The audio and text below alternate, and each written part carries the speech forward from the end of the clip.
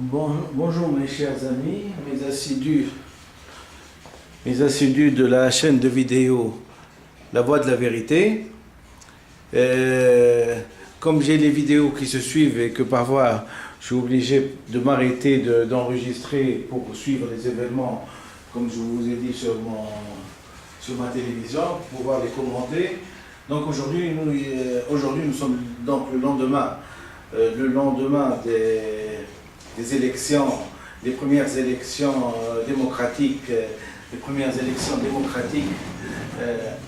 après le 14 janvier 2011.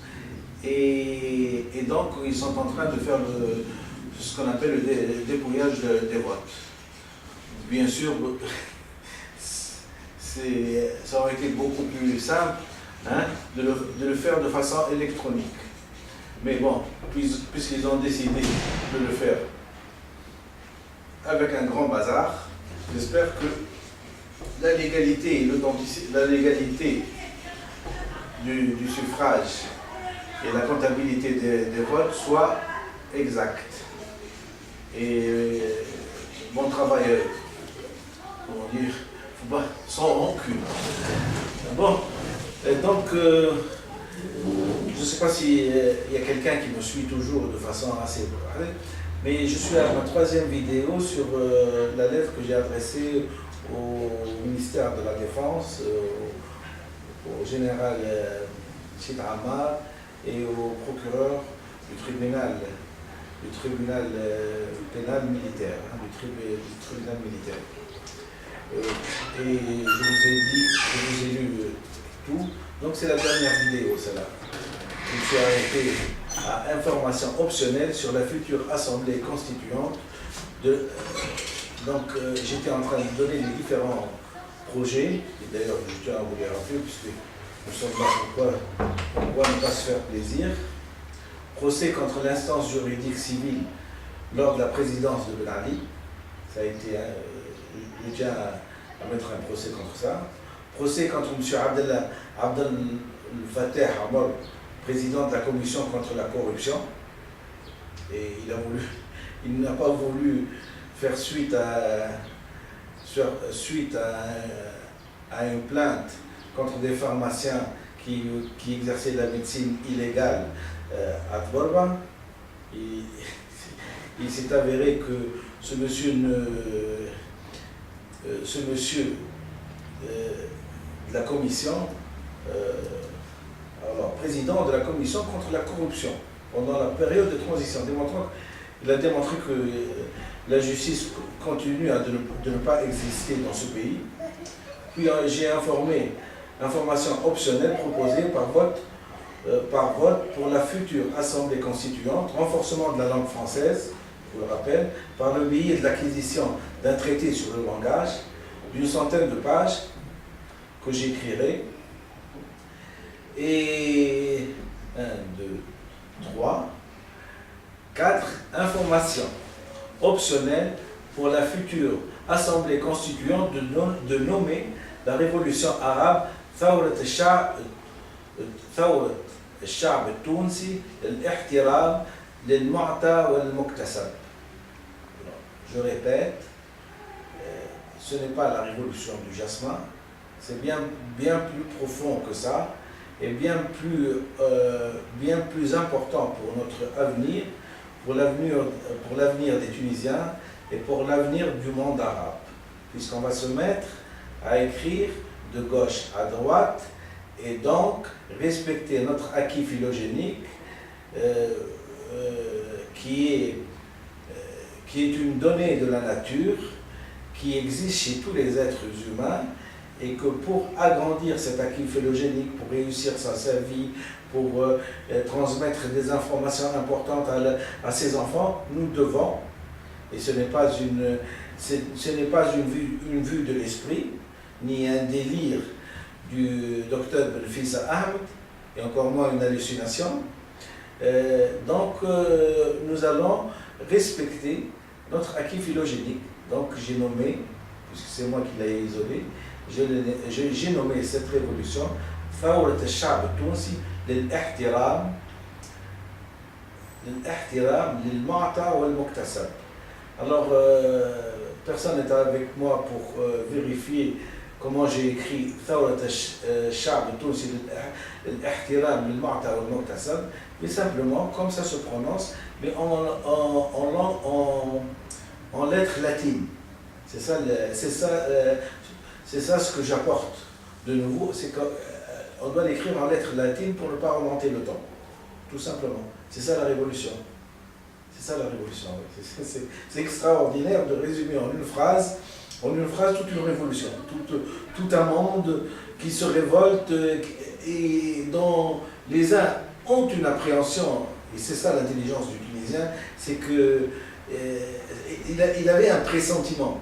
Et c'est pour ça que j'invite tous les gens qui ne me croient pas de demander à la télévision Hannibal de reprendre et de montrer à tous les spectateurs l'intelligence du Tunisien à avoir eu un pressentiment que c'était la langue qui, je m'excuse du terme, qui déconnait, et qu'il fallait pour encore respecter la susceptibilité des gens sur la langue. Leur intelligence avait été, ils ont compris que c'est la progression de la langue qui faisait défaut, qui n'était pas juste. Et on a vu pendant les manifestations des pères et des enfants, des pères poser la question, est-ce qu'on est sûr de ce qu'on fait? Est-ce qu'on est sûr de ce que nous apprenons à nos enfants? Et c'est ça ce qui a été deviné par une pièce télévisée où il y a Maktoub 1 et 2, où notre cher, je m'excuse, nous sommes plus à enchérir et magnifier Zaba, mais nous sommes plutôt dans un langage de vérité. Notre Zaba, quand il s'est mis à faire la diffamation de façon à l'échelle de tout le pays sur mon nom, Chokri Benfissa. Et c'est une prise de conscience que j'ai pu expliquer dans une ancienne vidéo, et comment je vous ai expliqué que l'information a été captée dans l'inconscient et qu'elle est restée pendant 2 ans, et qu'il a fallu que si Bouaziz mette le feu à son corps et qu'il meure, pour que cette information-là puisse mobiliser des êtres à leur insu. Parce que ces Tunisiens se sont posé la question, pourquoi en ce temps-là, quand il y a eu Maktoub 1 et 2 de Choco, on s'est mis à nous axer sur le nom Benfissa, comme dealer et comme un voyou de grand chemin. Et probablement que les gens se posaient la question, ils disaient non, c'est un médecin, mais il a pris son nom. Mais les gens sont assez intelligents pour se poser la question. Peut-être ce monsieur aurait-il la réponse de ce qu'on se pose, nous, comme de ce qu'on se pose, de ce que chaque Tunisien se pose comme question. Pourquoi tous les Européens, tous les Occidentaux écrivent de gauche à droite, et nous on écrit de droite à gauche? Et toujours dans l'inconscient. Et c'est ça ce qui a été mobilisatrice de la révolution, et c'est ça ce qui a été le fer de lance de la révolution. C'est pour ça que j'ai dit, je ne suis pas très loin d'avoir déclenché la révolution, mais c'est bien moi qui ai préparé la révolution par mes écrits, parce que Zaba ne m'a pas attaqué de façon empirique, et il ne m'a pas choisi dans une population comme ça, pour une vindicte populaire. Non, il m'a choisi parce qu'il a entendu par l'ONU, par mes écrits, que je réclamais qu'il y ait une analyse civilisationnelle et donc un traité sur le langage pour les pays arabo-musulmans. Et nous en sommes toujours à ce stade-là. Donc, pour retracer tout l'historique, et donc nous sommes là. Proposition à l'Assemblée constituante d'une écriture arabe moderne qui respecte l'acquis phylogénique, ou le Mu'ta et le Mukhtasar, comme en Turquie. Il ne s'agit pas, écoutez-moi bien, il ne s'agit pas d'ameuter le monde entier pour leur demander qu'est-ce qu'on doit faire. C'est une honte pour les pays civilisés de n'avoir pas compris jusqu'à maintenant. Oui, parce que il faut bien croire que l'acquis phylogénique, ça fait des années et des années. Des années, c'est la civilisation. C'est la civilisation occidentale, hein, à l'aube, au premier rue du monde de ces pas. Hein, qu'ils ont compris qu'il fallait respecter d'abord l'acquis phylogénique pour pouvoir se développer. Et nous, on ne l'a pas encore compris. Donc, il y a certains messieurs qui font de la villégiature, du tourisme, pour essayer de demander comment on peut s'en sortir maintenant. Ça me fait un peu rire, ça. Il ne s'agit pas d'ameuter le monde entier pour leur demander qu'est-ce qu'on doit faire. C'est une honte pour les pays civilisés de n'avoir pas compris jusqu'à là. Oui, parce que on te donne 54 ans, mais on va te donner l'indépendance, d'accord? Mais on ne veut pas encore t'apprendre comment parler.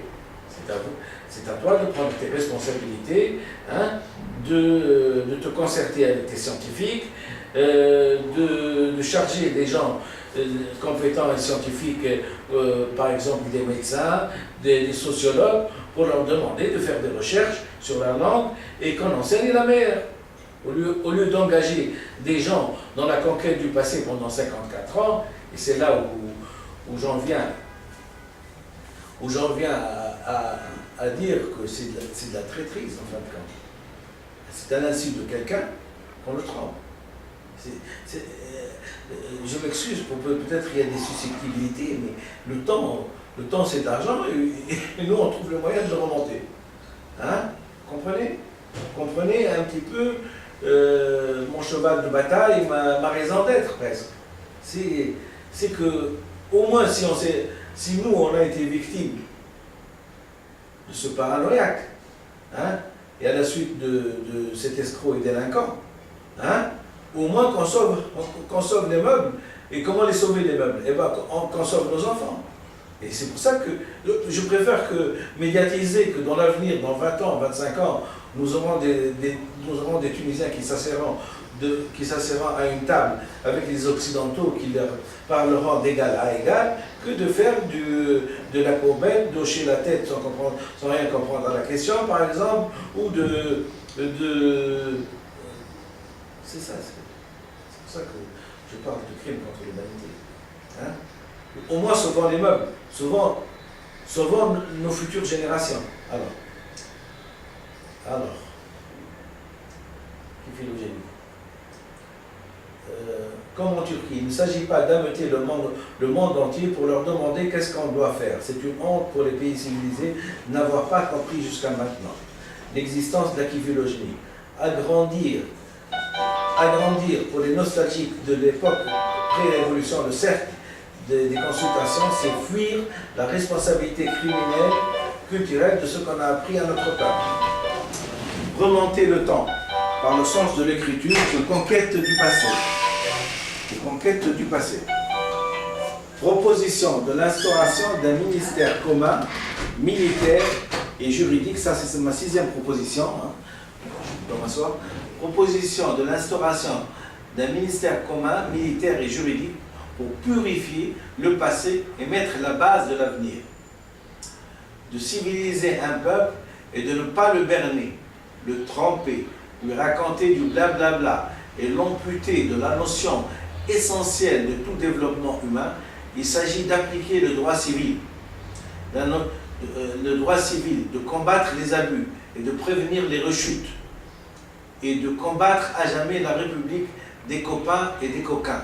54